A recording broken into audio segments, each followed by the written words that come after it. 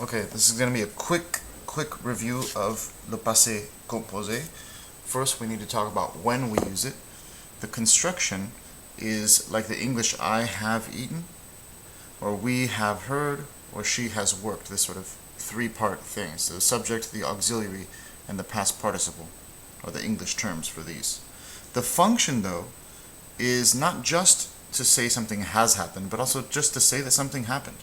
So if you want to say that you ate, you would say this form: we heard and she worked. So not just I have eaten, but also I ate.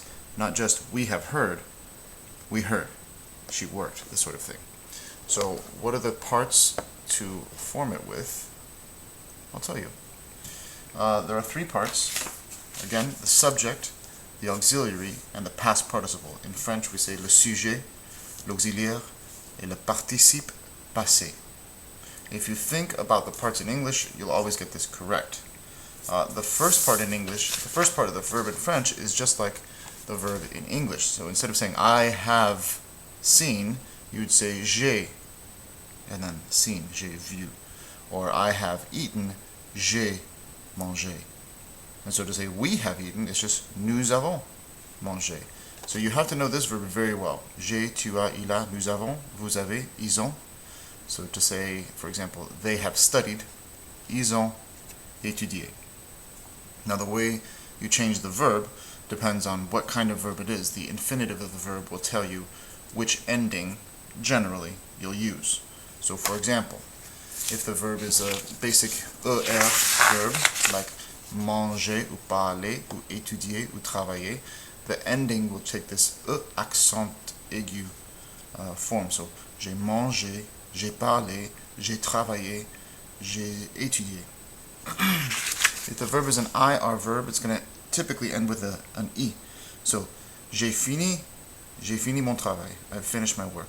J'ai choisi quelque chose. I chose something. If it's an RE verb like attendre, which is to wait for, or perdre, which is to lose, then it'll be attendu or perdu. J'ai attendu, j'ai perdu. Okay? Got that? Now, there are some irregular verbs. They don't all work like this. Here are four of the most common and most important verbs. Avoir is eu, j'ai eu. Etre is été, j'ai été. Faire is fait. And prendre is pris. Prendre is also useful for compris, for understand. Compris. J'ai compris, I understood. Okay, let's move on quickly. An example of this: if you want to say that your brother ate your croissant, you can't just say mon frère mangeait. That would mean my brother to eat. So you have to change this to manger mon croissant, which is eaten my croissant. And of course you have to say that your brother has eaten. So that would be mon frère a mangé mon croissant. Mon frère a mangé mon croissant. We need to talk quickly now about the other main exception, which is the list of verbs that don't take avoir like these do, but they take être instead. And I'll share with you a song that I learned when I was in high school French, and these are this is the conjugation of the verb être. So it's je suis, tu es, il est, nous sommes, vous êtes, ils sont. And we use these instead of avoir. So instead of saying I have eaten, it's more like I was gone, or I was